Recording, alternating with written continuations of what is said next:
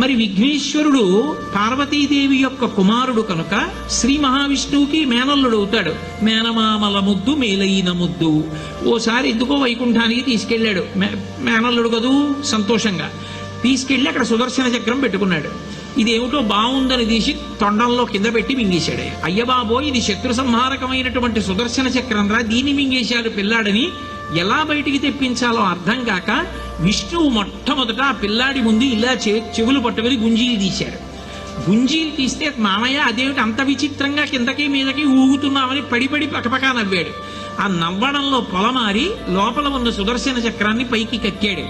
పైకి కక్కడానికి విష్ణువుకి సాధనంగా ఆనాడు గుంజీలు తీశాడు కనుక ఎవరు గుంజీలు తీస్తారో వాళ్ళని చూసి సంతోషించి అనుగ్రహిస్తూ ఉంటాడు. ఇప్పటికీ మీరు పాండిచేరి వెడితే పాండిచేరి రోడ్డు అంతా కూడా గుంజీలు తీస్తూనే కనపడతారు మీకు. విఘ్నేశ్వరుడి యొక్క పూజ అంత తేలిక.